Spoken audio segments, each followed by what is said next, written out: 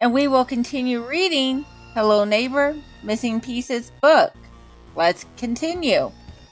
Okay, so I'm going to come in here and just say, in part of recording this, I realized I had skipped chapter 12, so I'm just going to tack it on here in the beginning. So there's 4 chapters with this one, so I hope you enjoy. Chapter 12. Throw my gray hoodie over my backpack, but I should have known Dad would see it anyway. Getting a head start on tonight, Narf, he says, flickering a finger toward my hunchback. Never too early, I say, then shrug. It's the best antidote to his inquiries and vague response with a shrug. He shakes his head and goes back to whisking whatever is bubbling on the stove. I can barely see the top of Mom's head under all the steam emitting from dinner. She doesn't seem to notice, though. She's on to something. Be safe, she says without looking up before she knows where I'm going. Going to errands, I say, even though I think I could have gotten away with saying nothing at all. You're spending an awful lot of time over there, Dad says, whisking so hard he's doing a little dance from the hips down. Whatever happened to Mangle's son, Enzo?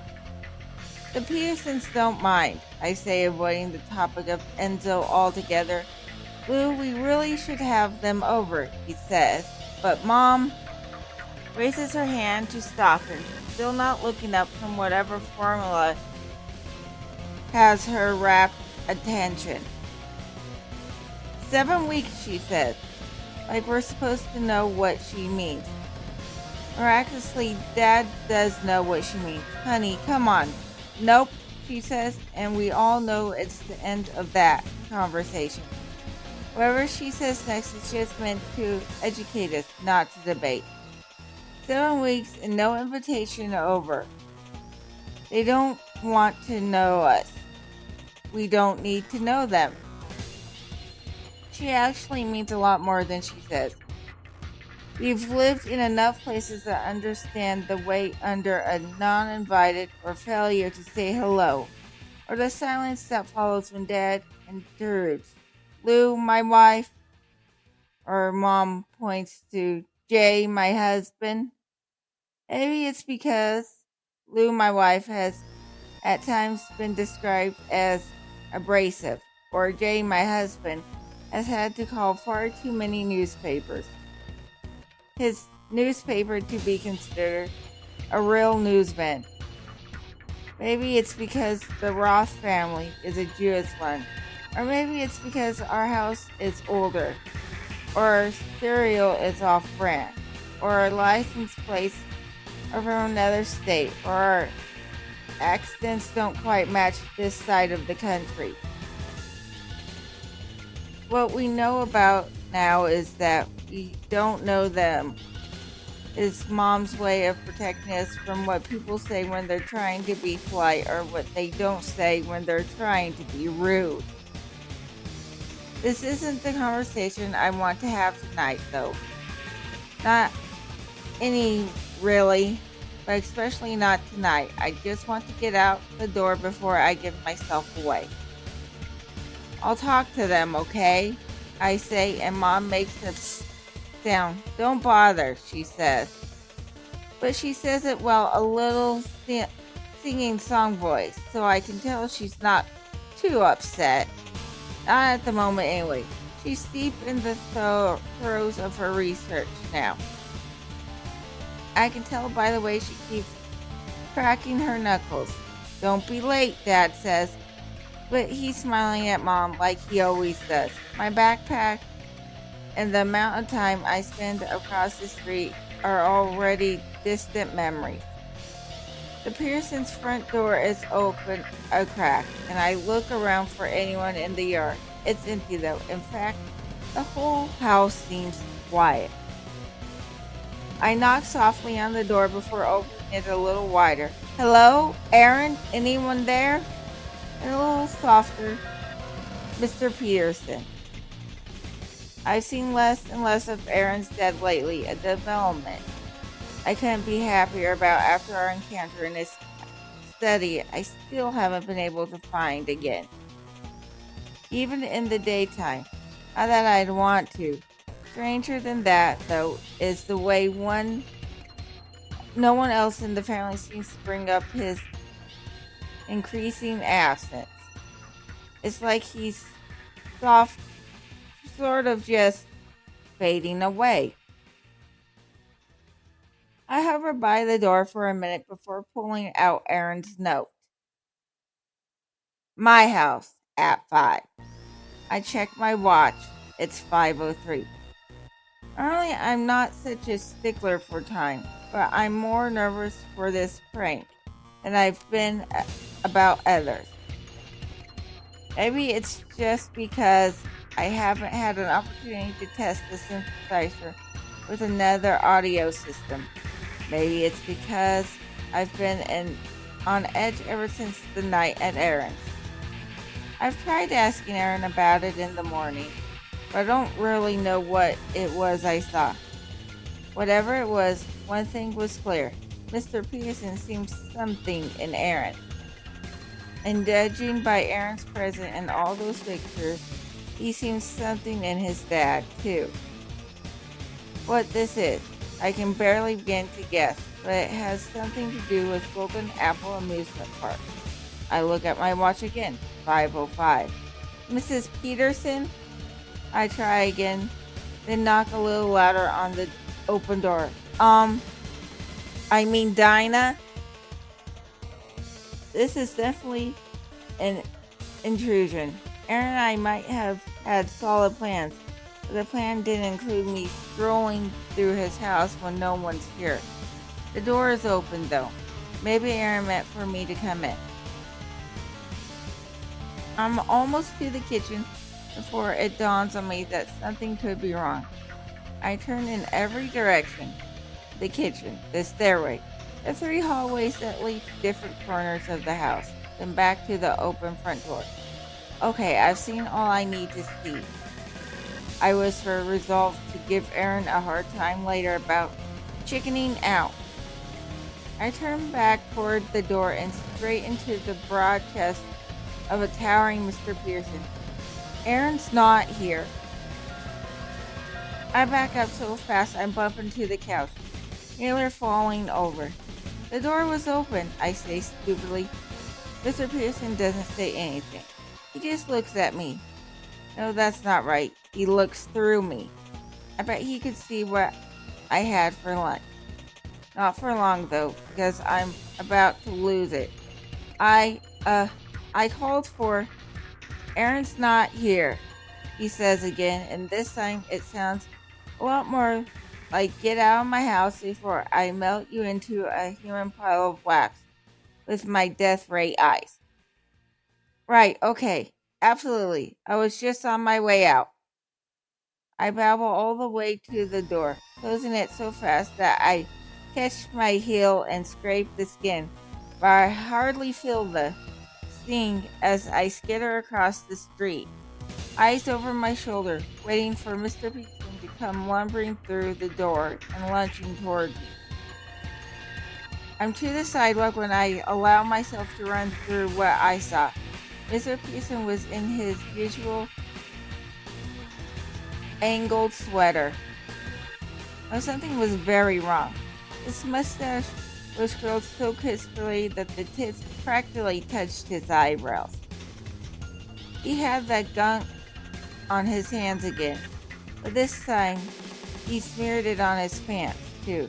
His hair was a mess, and from the smell of him, I'd guess he hadn't showered in a few days. And there was something else, something truly unsettling. He looked scared. No, scratch that. He looked terrified. Where have you been? I spin hard enough this time. I do feel the sting of my heel. I buckle under the burn and look down to see that I started bleeding through my sock and all over the back of my van. When I looked up, Aaron is leaning against the street light, looking bored. What do you mean where I've been? Where have you been? I ask, and it comes out a little angrier than I meant it to. But my shoes, they're actually Vanes, not knockoffs. I was so lucky to get them for my birthday last year. That got a nice bonus for once, but now they've got blood on them. Why the heck wasn't Aaron where he said he'd be? Whoa, he says, putting his hands up in surrender. I didn't realize the plan was firm. Seriously, I say, folding the heel of the canvas under my foot so I can minimize the damage. Gee, sorry, he says, and it's not enough. I'm mad at him for acting like it's no big deal. Maybe it's more than that. Maybe I'm mad that the more I think I understand Aaron, the more mysterious his whole life seems. Hey, he says, this time looking genuinely concerned. This is gonna be epic. I back down because he's not wrong. This is going to be epic. The only thing that's got me through trips to the natural grocery store with my mom and Mrs. Talisman's phony smiles and consideration is the thought of showing people what her fake enlightenment really is. A bunch of farts disguised to sounds like caring. She isn't zen. She's just plain old greedy. I started off ahead of Aaron, still not totally over my frustration until he says, your veins look cooler like that. Then I'm okay because he knew. I shift my backpack to my other shoulder and we take the streets to the natural grocery. We tell each other it's so we won't be seen. I really think it's because that's the long way. And maybe I'm not the only one who's more nervous for this prank. You remember the plan, right? I say. Dude, it's my plan. Of course I remember it. We agreed that I would be the one to distract Mrs. Talisman while Aaron hooks up the synthesizer. I should be handling the install, but it's more believable that I would be looking for a birthday gift for my mom. Mrs. Peterson has already made her opinions on Mrs. Talisman's store pretty known. We're almost to the store now. We wait for the rush hour traffic of 6th Street to clear, then fogger our way through the struggling cars and parked vans outside of the natural grocer, hoping the loaded backpack isn't a dead giveaway. Remember to disable the primary auto outlet first, I say to Aaron. I know. And you know to start the volume super low, right? Right, super low. Because the synthesizer is 3 times as an amplifier as normal audio system. He says. So if you don't start it low. Dude, calm down, Aaron says. You do realize we're toast if we get caught, I say. More than with Farmer Llama. Like burnt to a crisp toast. Like butter on fire toast. Yeah, I get it. Flames and roasted nuts and all that, Aaron says, but somehow I feel unconvinced. The little bell above the door announces our arrival at the natural grocery. Smoothly, Aaron slips the backpack from my shoulders and makes his way to the back of the store, sneaking through the aisles with no more obscure products. Mrs. Talisman interrupts her own conversation with the customer and takes a moment to eye me. She didn't see Aaron. And she's then extolling the benefits of wheatgrass to a skeptical-looking man. She turns her full attention to me. Hello, Nikki? I remind her, even though every time I've seen in here with my mom, she remembers Mrs. Talisman, that my name isn't Mikey. Right. And what brings you in today? I'm looking for a birthday gift for my mom. I say, just like Aaron and I rehearsed. Oh, Mrs. Talisman looks shocked, and I can feel myself getting defensive already. Do you have anything you could recommend? I ask. pretending to look around at the shelves but really searching for Aaron. I see his head bobbing down the last aisle by the stairs to the office. The intercom is by the little window that looks out over the whole store from the loft. For your mother, you say? Mrs. Talisman says, and a weird little smile creeps across her face. Yeah, my mom, I say pointedly, my full focus back on Mrs. Talisman because now I know what she's getting at. Is there something wrong with that? No, Mrs. Talisman says, and she's terrible at faking sincerity. I just didn't think that she was what? I can feel my face getting hot. Well, the products I sell are for people who have reached a certain level of enlightenment. She has a PhD, I say. Mrs. Talisman smiles again. What I mean is, one needs to possess more than academic intelligence, she explains, like she's doing me a favor. Like there's no way I could possibly understand. I turn away so she can't see how red my face is getting, or how my eyes are starting to feel wet. Then as I blink, the burning from my eyes, I see Aaron's face in the office window above.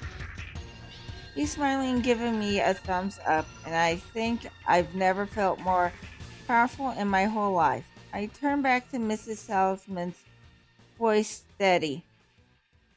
I'll just look around. You've got customers, I say, nodding to the small line that's formed in the time since she's been talking to me.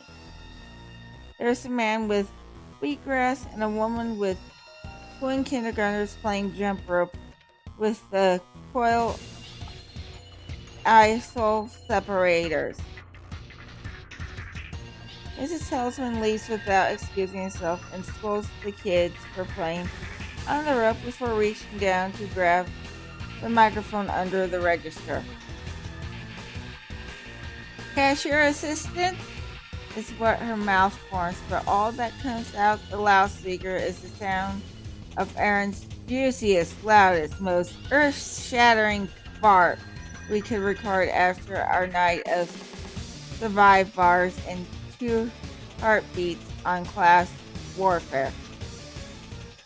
A collective silence follows as we all process what just happened. The kindergartners are the ones to break first. Mommy, she tooted, says the girl, laughing righteously. Say, excuse me, the little boy admonished. Color drains from Mrs. Talisman's face as she starts to deny it, but her finger is still on the microphone's button. Instead of I did not, her mouth farts again. The twins squeal and clap at the performance while the mother tries to settle them down. I look at the man at the front of the line. Must be the wheatgrass, I say, and he sets it down so fast the canister tips over and rolls down the aisle. I look up at the office, but I don't see Aaron anymore. Mrs. Talisman pursues the wheatgrass down the aisle as the mother loses control of the twins altogether. Let me try, says the boy who reaches the microphone first. He presses the button and releases another echoing fart, and the kids squeal and trade places. Mommy, the little girl screams into the microphone setting, Blunchett thundering across the store. A few more people I didn't even know were in the store popped their heads up from the aisles like groundhogs, looking mortified, like they were the ones who'd let it rip. And they turned their silent judgment on Mrs. Talisman, who's still chasing the can of wheatgrass down the far aisle, right towards the stairs to the office. I hear her before I see Aaron. You, she says. Another fart tears through the store. The kindergartners have teamed up now, pressing their mouths against the microphone at the same time. The speaker begins to crackle, and the illusion I felt for one glorious minute turns to horror as I realize that the speakers are getting ready to blow. Aaron must turned the volume up too far. I knew you two were up to something. You may have pulled one over on Betty Bevel, but not me. Not this enlightened soul. Mrs. Talisman shrieks, chasing Aaron up the aisle, barely sidestepping the canister of wheatgrass. Busted, Aaron hisses as he flees past me. Stop right there, Mrs. Talisman screams, lunging after Aaron, but now I'm ahead of him, trying to pray the kindergartners off the microphone before they blow the speaker out. Wait your turn, one of them says, while the other bites my hand. Ah! I pull my hand back just as the mother yanks him off me, but the little girl is still at the microphone. Scream farting into the microphone as the speaker pops and cracks. Aaron jumps on top of the checkout counter to escape Mrs. Talisman's wrath. But it's not him she's reaching for. Instead, she's reaching under the counter and slams her hand on a hidden button. Alarms spell out and red lights flash, and suddenly a mesh gate closes over both entrances of the store. I look at Aaron, and his wide eyes confirm what I really wanted him to deny. We're cooked. Between the synthesizer and the alarm, the speaker buckled under the pressure. It made one ear-splitting pop before dying under a fizzle of static. Magically, the alarm still blares from a backup system. A tape at the door catches Mrs. Talisman's attention, and she rushes to let the guest in. A tired-looking uniformed officer strolls in, hands over his ears, and surveys the store for what went wrong. These boys! Arrest these boys! Mrs. Talisman screams, but the officer refuses to uncover his ears. Marcy, the siren, please! He nods to the register, eventually aware that Mrs. Talisman is paranoid enough to install a full-blown Fort Knox-level alarm system in her stupid store. She hurries to the counter and types in a code, silencing the siren and stopping the red lights from flashing. The officer takes a slow scan of the now silent store, meeting the gaze of every shocked face until he comes to Mrs. Talisman, who has been waiting impatiently to speak, tapping her fingers on the countertop. The officer takes his wire-framed glasses off, drags his palm down his face, then slowly puts his glasses on again. Go on, tell me what happened, Marcy. I think it's obvious, Pete, she says, and it strikes me that she and the officer are on first-name basis, which are first grossing me out, because I think maybe they're dating or something. But taking one more look at Officer Keith, it's clear there's someone else in Ravenbrook who dislikes Mrs. Talisman as much as Aaron and I do. Well, then pretend like it's not clear to all of us, he says. The lady farted, said the boy who bit my hand. I did not. It was the wheatgrass, says the man at the front counter line. Nope, the survey bars, Aaron says, and the twins dissolve into giggles. Aaron starts to laugh too, and I can't believe it. We're up to our eyeballs in trouble, and he's laughing like a kindergartner. It wasn't. Oh, for heaven's sake, says Mrs. Talisman. These boys did something to my intercom system, she says. Boys? Like she didn't actually believe we're boys. Urgent, maybe, or aliens, or meat product. Officer Keith looks between me and Aaron and settles on me.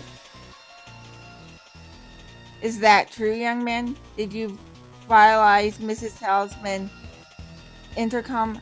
It's more like it wasn't. I did it. The entire store turns to Aaron, and I'm too shocked to say anything for a moment. You did what exactly? Asked Officer Keith. I blew out her speakers. I was the one. It was all me, he says. I guess the gas made me do it. That's not true, I say, trying to understand why Aaron would take the fall. Why is he making so light of it? It's true he's clamming, like he's lied 1,000 times before. No, it's not, Aaron. What are you? It was both of them, Mrs. Talisman shrieked, and Officer Keith puts his hand up. Okay.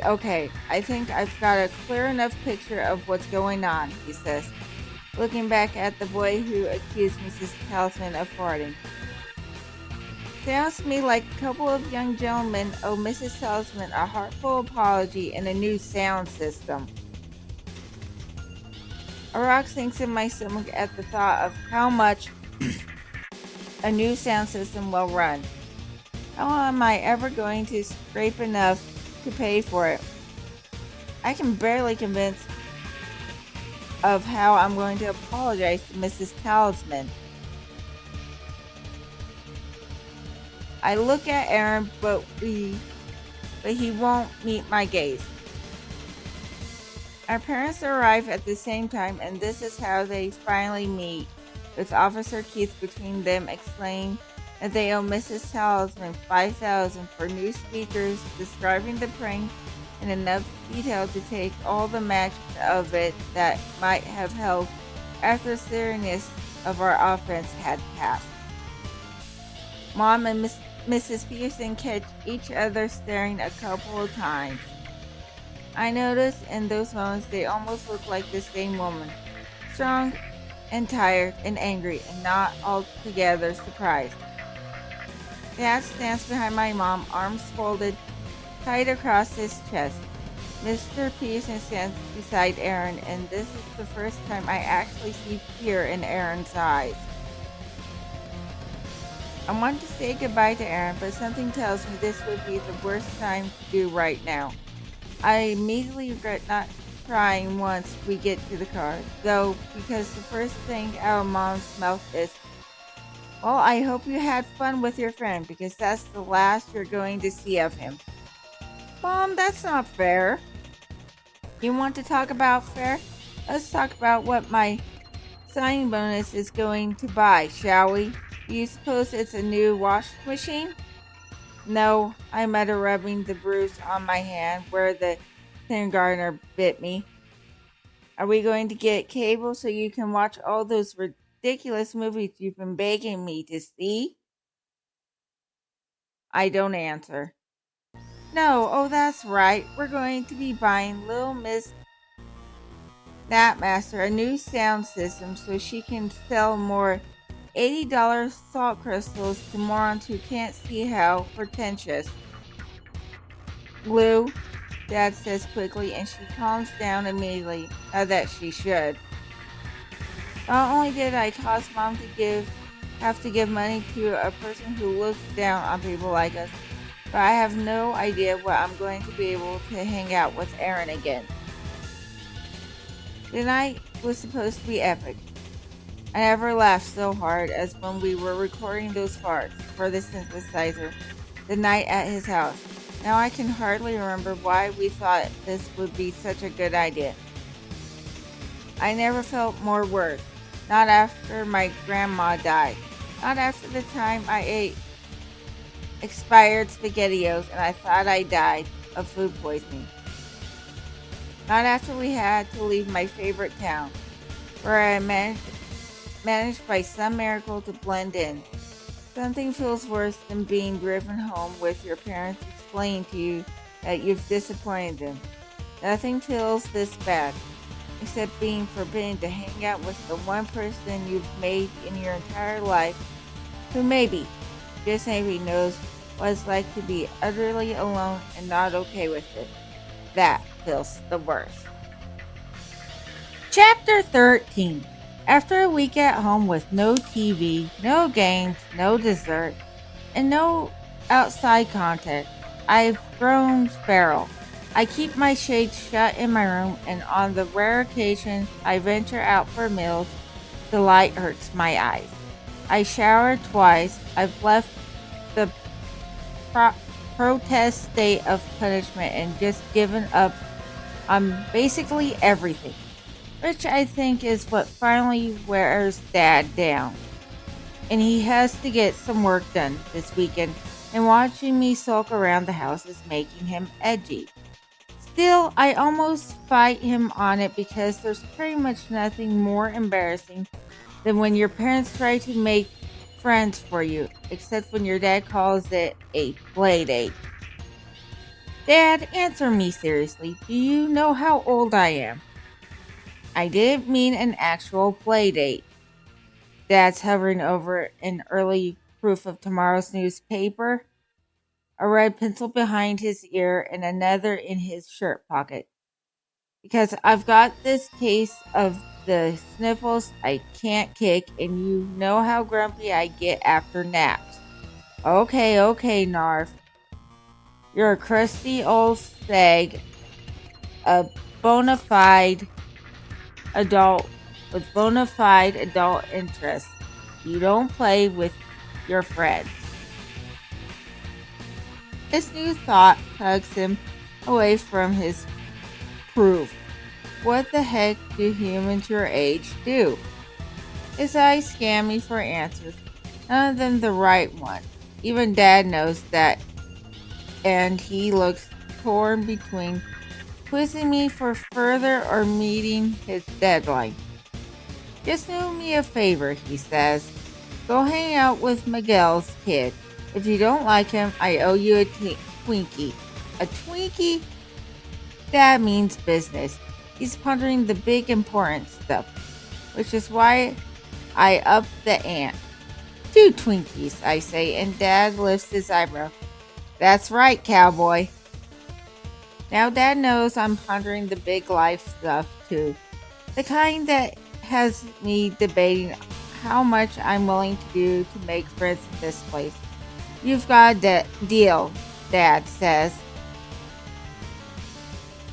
The espresso lives 3 blocks away in the newer part of town, and I fight back the usual pangs of envy when I look at the neatly trimmed hedges and colorful flower beds and fresh paint jobs.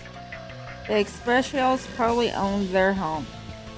They can probably paint it any color they want or put as many holes in the walls as they need to. They can mount a basketball hoop or dig an in-ground pool in the backyard. I wonder if it's too late to hate Enzo.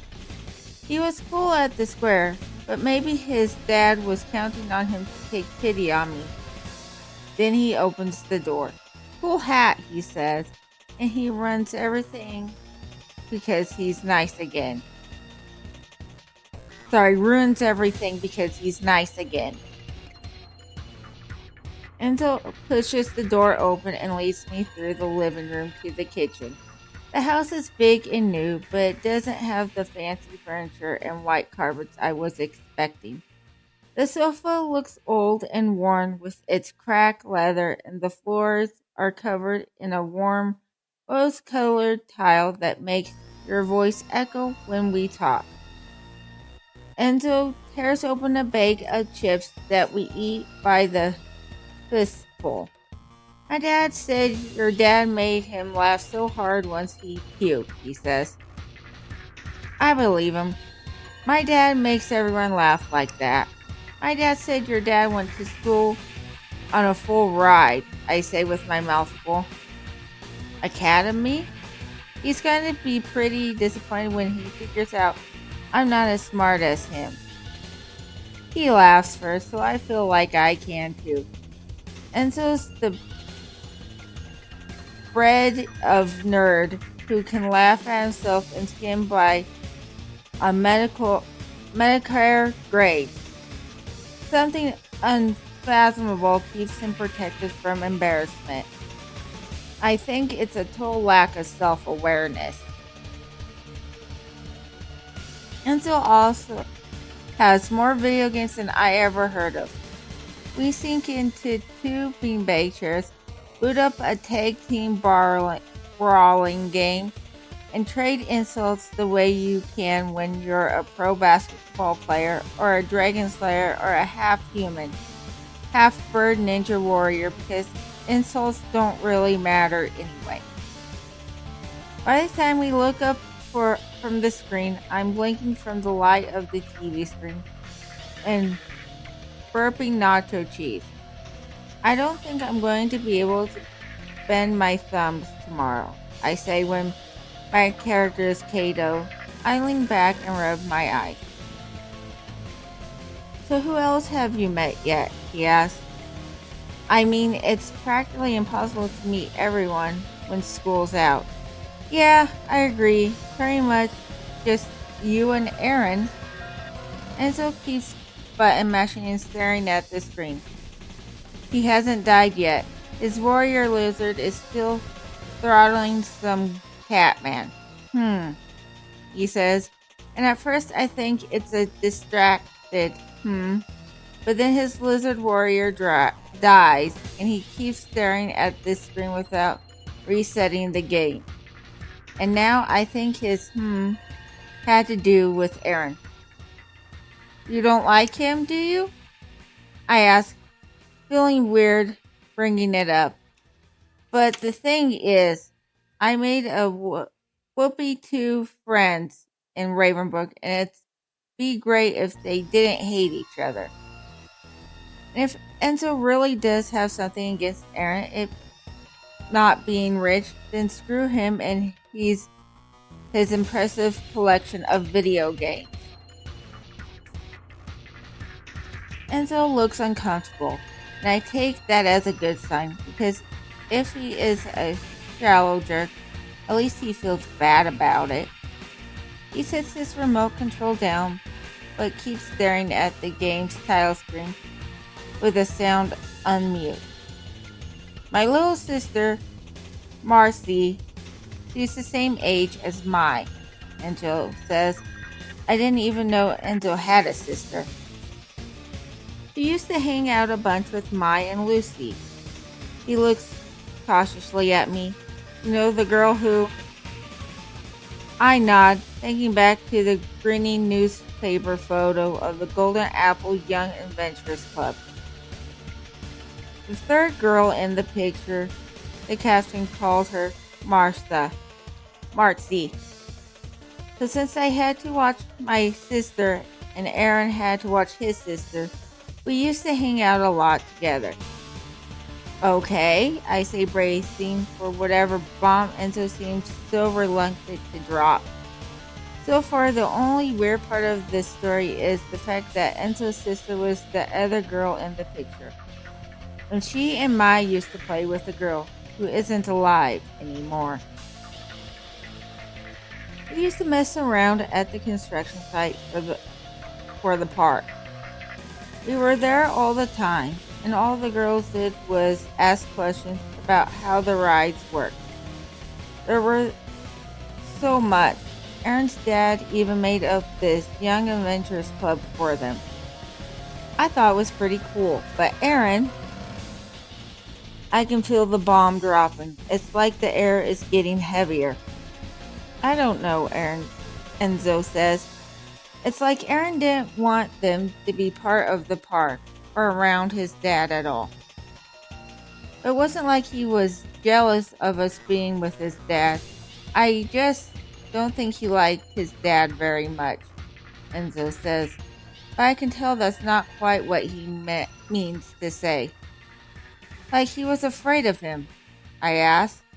And it feels like a betrayal even wondering about what Aaron feels when he's not there to tell me if I'm full of it. Enzo's eyes widen, so I know I've hit on something.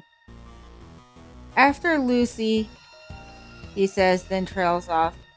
He takes a drink of soda absently before continuing again. It just got weirder. I bring Marta over to their house, but it was like Mai and Aaron didn't really want us around. This is a turn I wasn't expecting. If Enzo was icing Aaron out because he didn't have money, why would Aaron be the one blowing Enzo off? It was what Mr. Peterson said to Martha, though. That's what freaked me out the most. My guts turned because I think I'm starting to understand.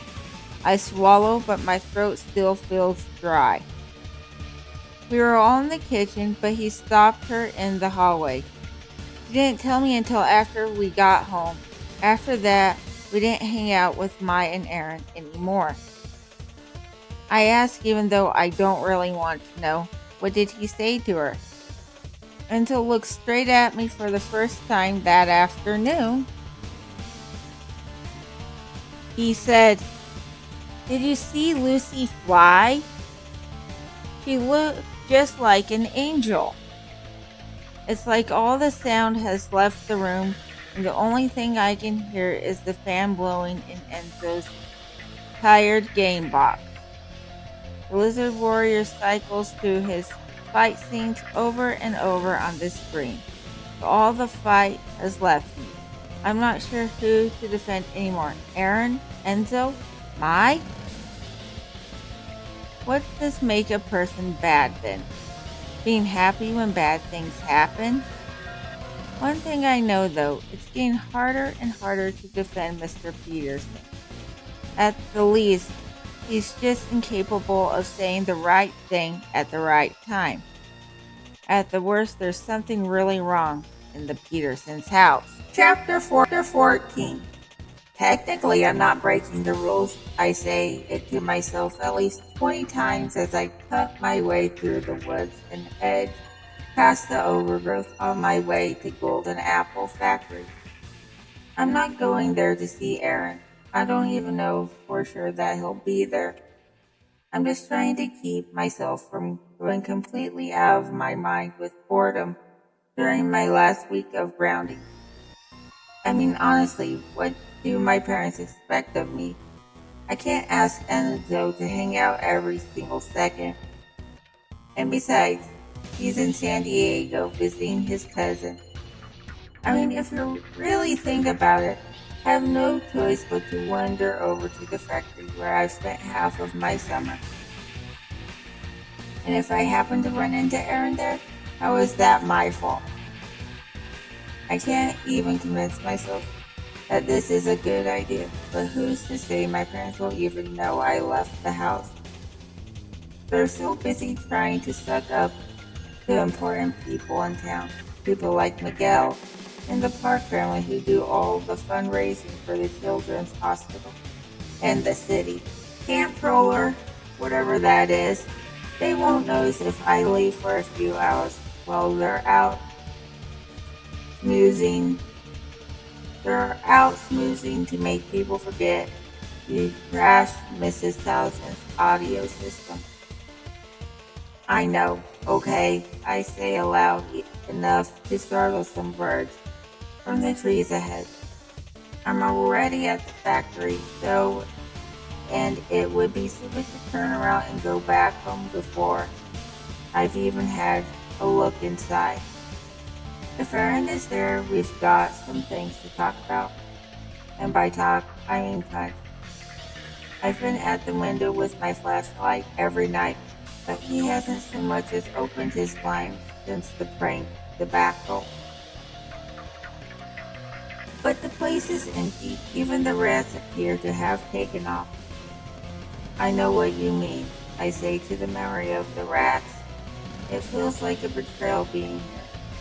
This is Aaron's place, not mine. He shared it with me, and now he's not even here to enjoy it. He's sitting at home, thinking about what he's done the way I'm supposed to be sitting at home thinking about what I have done. I'm still mad at him, but I wouldn't feel this bad if I didn't feel guilty too. I take a quick ride on the conveyor belt before I grow tired of that and fiddle with a few of the remaining logs we haven't reached yet. When that gets old, I decide to catch a movie in the office. It takes me a little longer to pick the locks than it takes Aaron, but I get them eventually, and using the flashlight to guide me, I dig around in the filing cabinet and locate an unopened bag of sour cream and onion chips and the last can of soda. I feel a pang of remorse popping the tab on the can, but I'm telling myself I'll replace it before Aaron has a chance to notice it's missing. Then at the very back of the filing cabinet, I find an unexpected treasure, a VH tape with writing on the spine I recognize as Aaron's. No way!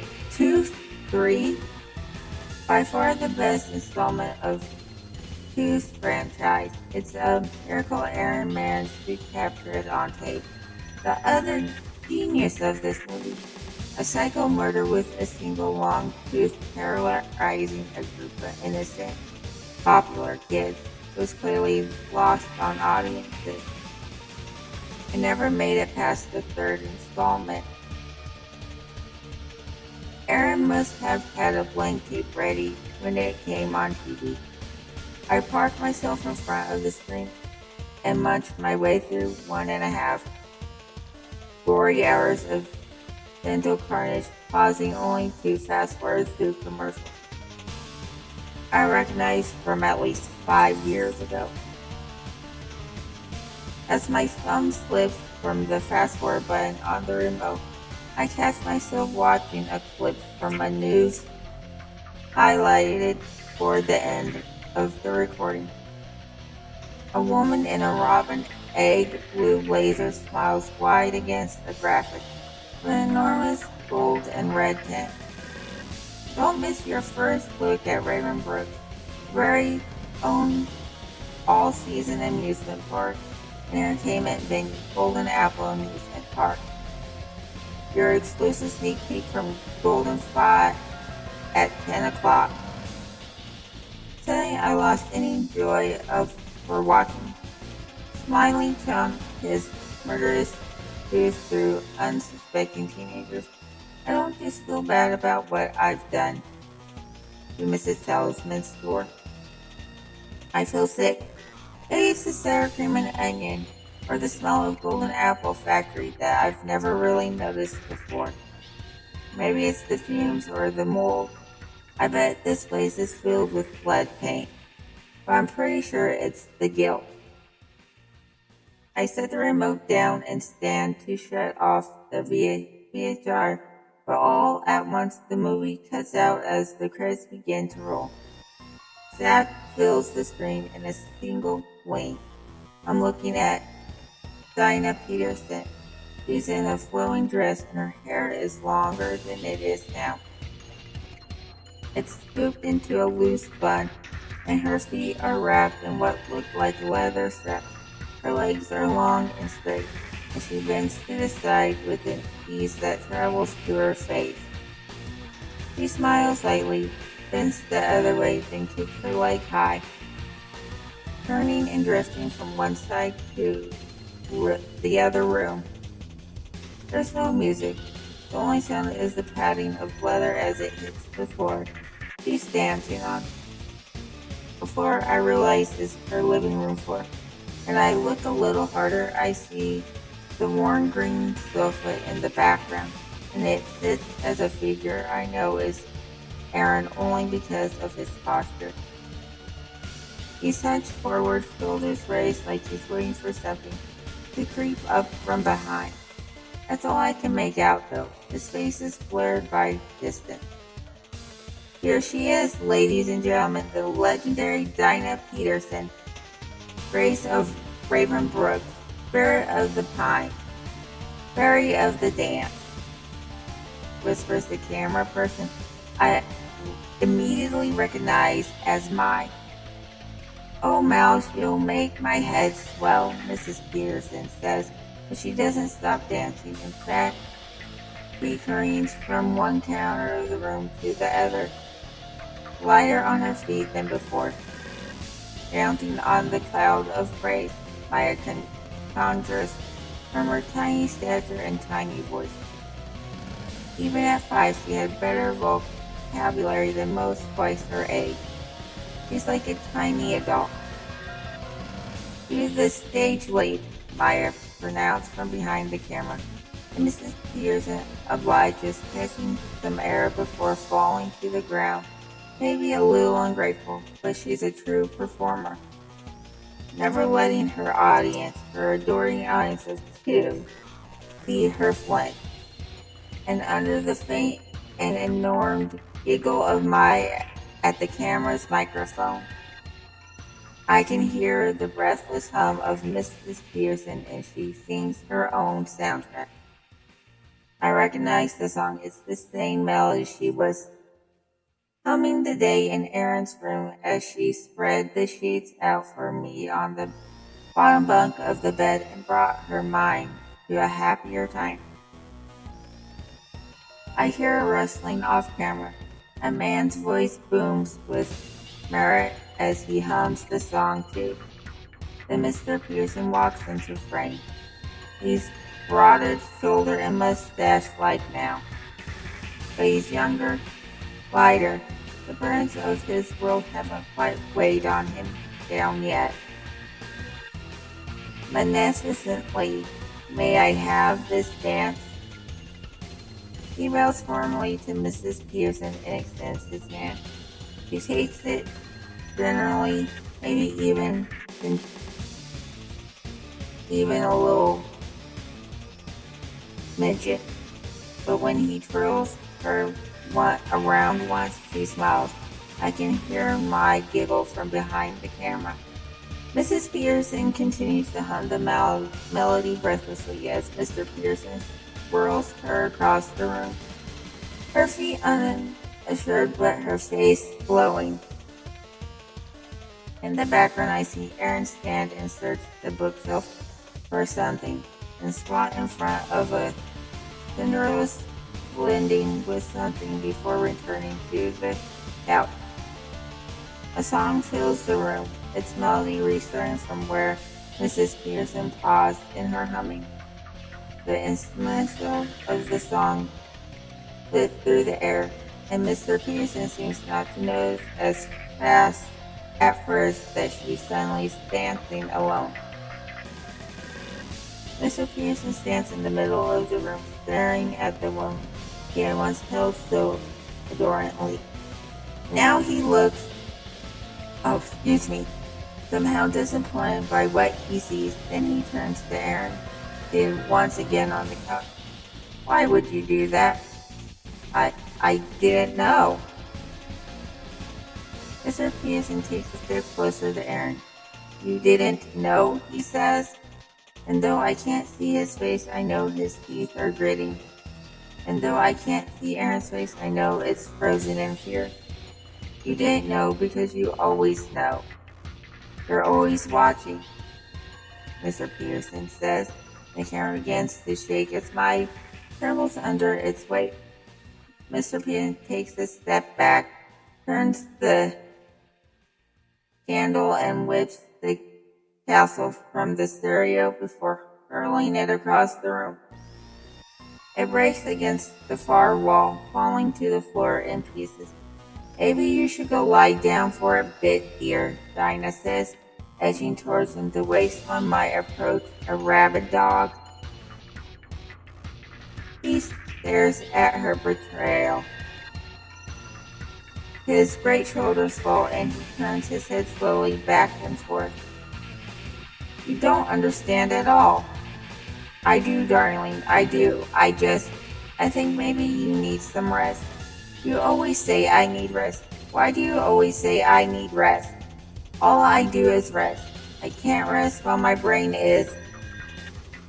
He moves his arm in a wide circles around his head, making Mrs. Pearson flinch. I can hear Maya's breath quicken behind the camera. Mrs. Pearson struggles to find something to say. I can tell by the way her mouth moves up and down, but she comes up short, and instead she claps her hands in front of her chest and lets out a little laugh that sounds anything but amused. "I understand," she says, and reaches a sensitive hand to her husband's shoulder, but he swats it away and takes a step closer to her as she stiffens and stands otherwise still. You don't understand. You have never understood. Mr. Peterson doesn't say a word. Instead, she presses her lips together, and the tall crowd dancer who was there before falls to a fraction of her height. Mr. Peterson turns and skulls off camera, the door slamming outside the frame.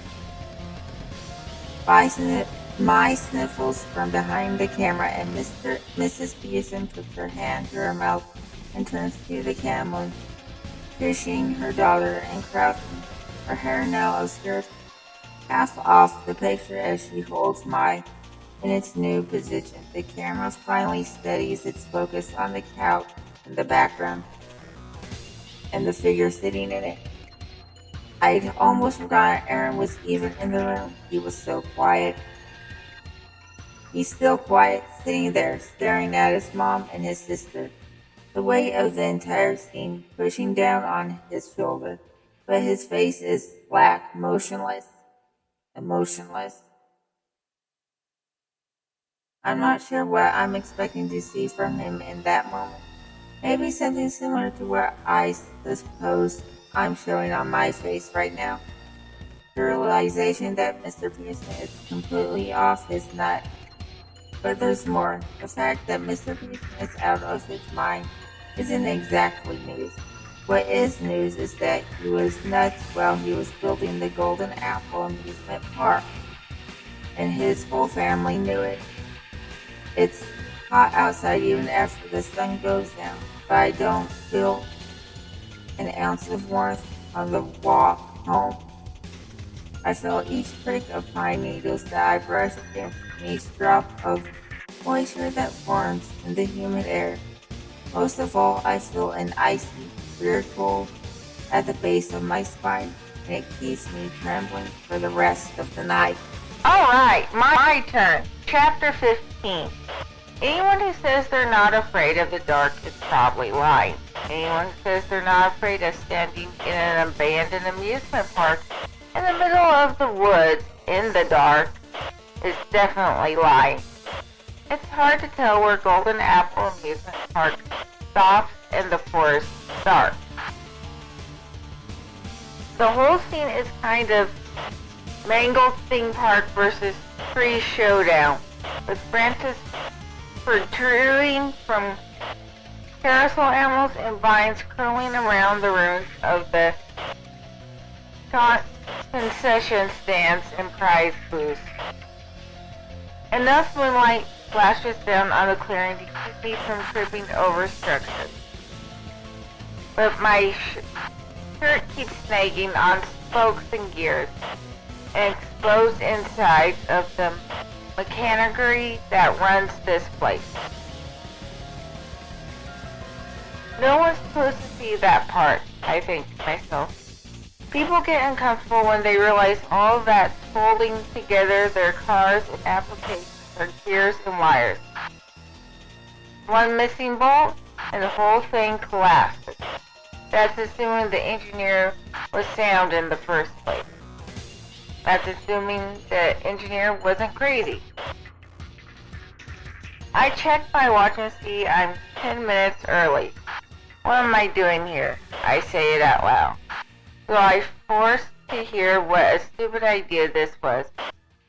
Am I serious? So desperate for a friend that I'm willing to sneak out in the middle of the night to meet Aaron this one day after the last time I snuck out of the house to go to the factory.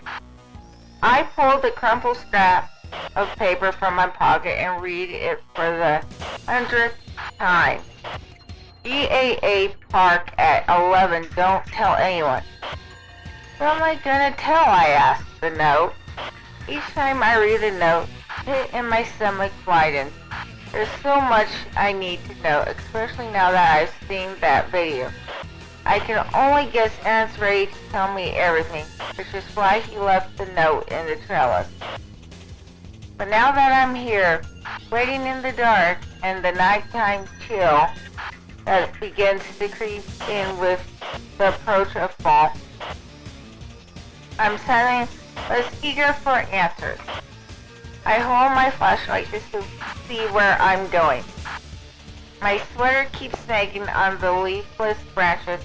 The more I think about it, the more annoyed I am with myself for showing up here. The guy goes dark on me for 3 weeks, and all of a sudden I need to meet him in the one place he hates more than anything. The place I practically had to beg him to tell me about, and even then I barely got anything out of him. I'm not really mad though. I'm scared. Scared like a little baby. Get a grip, Nikki, I tell myself. The peeling paint on the prize booth and the skeleton of the Ferris wheel hanging overhead clashes with the gleaming pictures those early newspapers features print. Smiling parents and wide-eyed kids sat at the park on opening day. It's hard to believe this place was still alive 3 short years ago. It's hard to believe how much can die in that amount of time. My flashlight clicks and blinks, and I practically drop it, fumbling to recover it before it lands on a warped picnic table. The batteries must be low. Oh, that's just fantastic. I've used it to read Aaron's stupid notes so many times, I must have drained what little battery it had left. A twig snaps somewhere behind me. I whip around with my dying light, but all I can make out is a small square of forest. Then clouds up again, moving over the moon.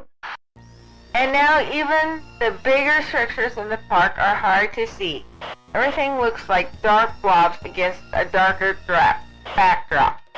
Another snap, and this time I think it's coming from one of the shapes in front of me. Though I'm having a hard time determining distance. Aaron, I try to call out, but my voice is hoarse. Get it together, it's just a bunch of trees and metal. As I open my mouth to try and call out again, this squeal of rusted machinery tears through the air. Gears grind and crunch as they break away from their vines, and with a roar, the forest comes to life with the unmistakable sound of carousel music. The blob closest to me begins to take shape. I see the rise and fall of glittery poles. I grab my knees to keep them from buckling as the shock finally wears off. Seriously, Aaron? I want so much to laugh if it's off. But I can't get my head to stop racing. If you're trying to get me to pee my pants, it's not going to happen. Dude, I'm like a camel. One time I went almost 2 days before there was someone sitting on one of the horses. At first I thought it was my imagination, but then the carousel revolved and revolved again, and the outline is definitely a person smaller than Aaron. Just as I'm trying to decide whether to walk forward or run in the opposite direction, the music that seems to propel the carousel around begins to slow. The high-pitched organ notes lower to a groaning echo until the spinning animal find their stop. The metal crunching to a halt as the music gives out. I take a step forward, then another, telling myself there's nothing to be afraid of because even the remote test possibility that some kid is playing out here in the middle of the night is not exactly a threat. Who's afraid of a little kid? I am, because there's no way there's actually a little kid out here playing by himself in the middle of an abandoned amusement park. I don't care how much you like carousels. Shouldn't you be, like, at home asleep? I mean, you could get hurt out here, I say, reasoning with the dark, and why can't I get my heart to stop thudding like that? I'm not gonna rat you out or anything, but you could get in a ton of trouble, I say, and now I'm standing right in front of the carousel. Nothing but silence answers me. I take a deep breath and step onto the carousel, slowly convincing myself it was Aaron after all. Besides, it's way too dark to be sure of anything I saw, and the trees and the shadows distorted everything. I take one step, then another, and with the third I run straight into a metal bunny. It hunches flat on the floor of the carousel as it rears up. Its eyes glint red under the dim moonlight. From the corner of my eye, something moves, but I realize it's just the mirror at the center of the carousel. The shadow I saw was myself. I didn't see a kid on the horse. You saw your own reflection. I shake my head, grateful no one was there to see me talking to nothing. This town really has me losing it. Maybe there's nothing weird about Aaron or his family. They're just people who have stumbled into some really crummy luck. If any family should understand that, it's mine. And it may be all that bad. Mad, Mr. Pearson. Still a little nuts. And maybe Aaron doesn't feel like hanging out right now. Maybe he actually feels bad about the whole fart synthesizer incident. I've just about convinced myself that I fabricated the entire bizarre story of Aaron. I remembered that the carousel didn't just turn itself on. A metal grate shakes behind me. I hear a small thud hit the ground. Twigs and leaves crunching underneath pounding feet. I'm chasing after the sound before I know what I'm doing. If this is Aaron, he's not going to get the satisfaction of seeing me run away like a scared toddler. After my lungs start to burn, though, I slow to a stop and realize I didn't even know if I've been running in the right direction. I put my hands on my knees again, this time to quell the fire in my chest. And when I look up, I see the twisted tracks of a metal roller coaster reaching higher than the highest tree that surrounds it. Branches protruding through the rails and jut skyward, defying against the fire that burned half the trees that once stood nearby. At the top of the track sits a single car, perched precariously on the rail, but refusing to let go. I can barely make out the string of chilling golden apple paint across the car. Winston cheerfully beside the mangled track. I follow the track as it drops to its lowest dip, a height just above my head, and I squeeze my eyes tight against the image of the car that detached from its fellow cars, like a bed of water off the end of a cracking whip, tearing through the nearest circus tent and crashing into the trees. They thought she landed on the ground somewhere. Wasn't that what someone had said in one of those news stories? They finally figured out she was still in the trees. I walk slowly toward the tree line, stepping carefully through the overgrowth of vines and shrubs that haven't chopped out the ash. I don't want to, but I look up. I can't help myself. I half expected to see a car painted with apples wedged between a fork and the branches. A little girl quietly bunched up on its branch, seatbelt still secure. The guy who found her said she looked like she was sleeping. She looked so peaceful. I hear crying. I don't believe it at first. I've got myself all messed up over the note from Aaron. The story's about the park, the trouble I've gotten into, trouble I'm going to get into when my parents find out I'm not in bed right now. The crying isn't in my head though. It's faint, but I hear it. Hey, I call. I'm starting to get tired. This night has been one mistake after the next, and I'm completely over it. All I want is my bed and a dreamless sleep for once. Hey, either quit crying or tell me where you are, otherwise I'm out of here. The crying stops. I wait, but not even a sniffle wafts over the air. Good, I say, even though I don't really mean it, because if I turn around and head home now, all I'm going to do is lie in bed and wonder what I heard and saw and why this entire night happened. Okay, last chance, Aaron. If it's you, screw you, I mean that. If it's not Aaron, whoever you are, I struggle with what to say next. It's okay if you're scared. Because I'm scared too. I've been scared from the second we moved to Ravenbrook, just like I'm scared every time we move. I'm afraid I won't know where to sit at lunch, or what to wear. I'm afraid of saying something dumb, or laughing at the wrong time, or not laughing at the right time. I'm afraid I smell weird even after I take 2 showers, because our house always smells like other people, and no matter how many air fresheners you plug in, it still seeps into your clothes. I'm afraid that if I do finally make a friend worth keeping, he'll decide I'm not worth keeping. Maybe some people aren't just too weird to have friends. What makes you think I'm scared?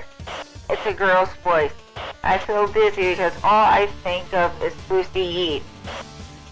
I look up in the tree and for a second I swear I see a little pink car, an arm dangling from an opening on the side. I feel a hand close around my waist. I leap backward, jerking my arm away from the cold grasp of fingers that leave a fine scratch on my hand.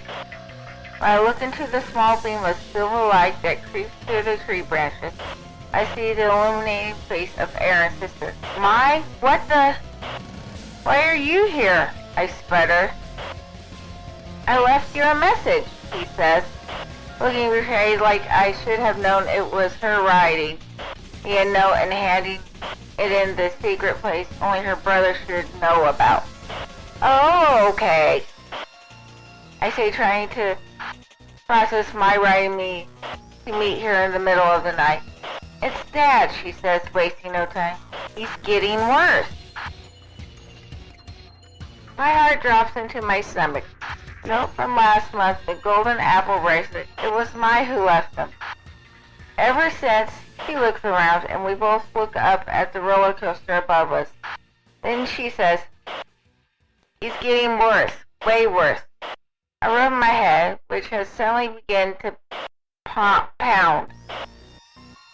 I wasn't sure that night could get any more bizarre, but Mai is proving me wrong. I know, I say, aware that's the understatement of the century. Mai isn't the one I was expecting to see tonight, but maybe she could still help me figure out what to do. Next. Is Aaron okay? I saw some things, and I heard some things about your dad. If you guys aren't safe, we can call the police. No, Mai says firmly. Dad was in a lot of trouble before with the other park. If the police knew, Mai, whatever happens to your dad, you and your mom and Aaron, you need to be safe. Nikki, you're not listening, Mai, please. I am listening, but I'm starting to get desperate too. I just don't know what you want me to do. I never understood what people meant when they described someone's face as falling. It seems like an impossible feat for all the muscle in someone's cheek and mouth and eyes to just blink and slank. But that's exactly what Mai's face does now. Except for her mouth doesn't just slank, it shuts tight. And just like that, all the tension leaves her small frame, and she takes a step away from me. You're the same as everyone else. You don't understand either, do you? She says. And she must be right because I don't even know what is wrong. And what I said to her. I'm still so confused over the Mrs. Talisman thing and the video and the night and Mr. Peterson's study. But none of that matters now. It's too late to erase what I saw. I backs away 3 more steps, turns and disappears into the surrounding woods. My, I call after her. This is the last place either of us should be wandering around alone at night. I know it's no use. I can't even hear her footsteps anymore. If that's a shortcut home, I don't know it. It takes me nearly an hour to make my way back to the trellis in front of my yard. I climb the slates carefully, cautious of every rattle and crack the frame makes as my weight pushes it against the side of the house. Then I slide my window open, replace the screen, and secure the latch. I sit there on the window seat with my head against the glass, watching for any sign of movement in the house across the street, worried about whether mine made it home safely. I watch the house until my eyes ache and finally close.